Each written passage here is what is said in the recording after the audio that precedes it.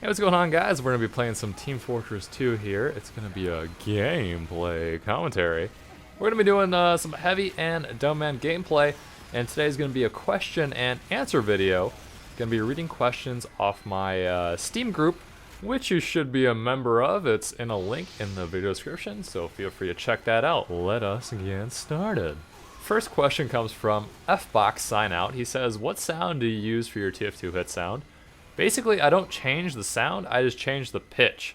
So I'll have to look at my proper settings, but it's something like you change the pitch for when you do a lot of damage, you change the pitch for when you don't do a lot of damage, and then you can change the volume or just kind of like how it sounds, just modifying the default one. So that's kind of what I do. It works well so far. I think if you go to dingaling.com, that's where you can download a bunch of hit sounds like pyro or whatever. You light someone on fire and it's like Snoop Dogg saying, smoke weed every day. Like, whatever you want to do, like, that's one of the options. Alright, next up we have Gamer101112 saying, who inspired you to make videos? I would say I really wasn't inspired by anyone, necessarily, because when I joined YouTube, that was, like, November 18th of 2007, I want to say. I'll have to look at when my channel was created. Anyways, no one was really doing like gameplay commentaries back then. I certainly was not like someone who was watching White Boy. I think maybe like Hutch was doing videos at this point. I had no idea who any of these people were, nor did I really care at the time. I mean, obviously they're cool people. I know them now. I'm not saying they're not cool. Just at the time, I just was completely oblivious. And the reason why I made my first video was basically I was playing Battlefield 2142, the considered #1 best player in the world. He was actually like a cheater slash AFKer slash scripter. So he didn't really play the game, he just had the game or a program run it for him, and I wanted to prove that he was cheating. So I made a video and just kind of showed myself like knifing his AFK body, and it was a big ordeal. So that was quite enjoyable. Alright, the Lord of Death KOF Phil says, who is your inspiration to start playing TF2 and making videos? So I kind of answered the second part of that in the question prior. But for playing TF2, I played a little bit of Team Fortress Classic, and I really enjoyed how the engineer could like build a sentry gun and how the sniper had the red dot when he zoomed in to like charge up a shot. I thought that was really cool, and that was something very different from Counter-Strike, which is what I would be playing at the time that TFC was still kind of popular and hot. Next question is from Cyborg. He says, do we think we need more weapons in TF2, and what are your thoughts on the current amount of weapons in the game? Well, the game will be reaching its 7-year anniversary, I believe, in October. That would be the Orange Box release.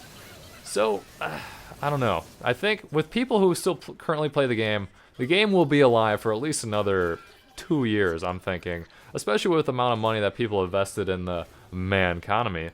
But for people who have been playing the game this long, such as like myself, probably Germa, all the guys, we do want more new stuff to play with, especially weaponry wise. That's not just a complete reskin of something, just like something new, like a new mechanic, a new sniper, something that like re-sparks a lot of interest. Because if you guys know, you can only play a game for so long and not just get completely burnt out. That's why I don't play TF2 every day. If I did, I'd probably hate myself and hate the game and probably just stop playing altogether, because you put in enough time, you're kind of just like, I've had enough.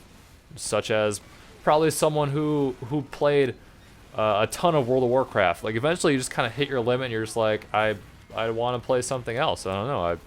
I've kind of put in my time and I want to move on. So it's important to kind of have like a little regimen, I guess, of not playing too much and just kind of always trying to keep stuff fresh. That's why sometimes I'll play Prop Hunt or just very bizarre mods in TF2 because it keeps it fresh. Sort of a bizarre question, but I'm going to answer it anyway. William Lapp wants to know, Shibby, do you ever play any other multiplayer games? They don't have to be shooting games either. Well, as you guys know, I play Battlefield. My channel did start with Battlefield, so it's definitely a franchise I don't want to abandon. Although I really did not enjoy 3 and how the aim down sights and suppression mechanics were. I thought it was very wonky that you could be aim down sights on someone and they'd be the same on you. And you could be shooting at each other, you know, maybe burst fire or whatever, and you could still not hit each other because you'd both be suppressed, like suppressing each other. I thought that just didn't make any sense to me. Like, yeah, you want to incorporate like real life or try to be authentic, but at some point the game still has to be fun, and that wasn't a fun mechanic for me, so I kind of wrecked it after I uploaded, I don't know, probably 100 or so videos on that game. So yeah, I mean, obviously I played Battlefield 4. As you guys know, Trouble in Terrorist Town, that's kind of another multiplayer shooter game, kind of like a psychological game, very social. And then recently, been picking up more and more League of Legends since I've been running the Machinima Realm channel. So obviously, I don't have to be amazing at the game, but I need to know my champions and just like in-game meta and all that kind of good stuff. Other than that, I mean, been playing some EU4 and, well, kind of whatnot. But yeah, I'd say mostly shooters. And I've occasionally played some FIFA here and there as well. I do enjoy an occasional football game. Turning to the gameplay, we were playing heavy earlier with a strange minigun, and then now we are playing Demo Man with our strange grenade launcher, and my loadout is a grenade launcher, splint screen, and the skull cutter.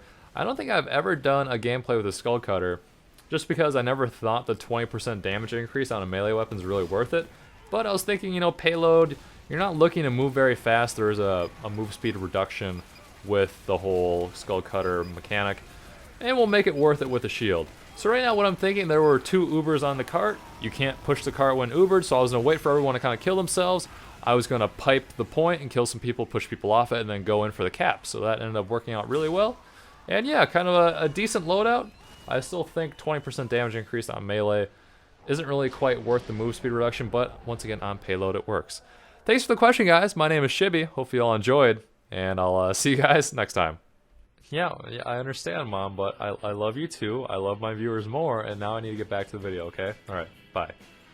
Oh, didn't see you guys there. Hey, what's going on, guys? Obviously, Shibby here. If you want to check out the video on the left or the right, those links are in the video description.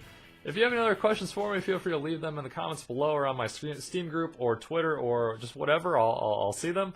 And that's kind of it. Thank you so much for watching. Subscribe if you haven't. And hopefully I'll see you guys whenever. I am the rocket man they talk about. I jump from star to star, I'll walk it out.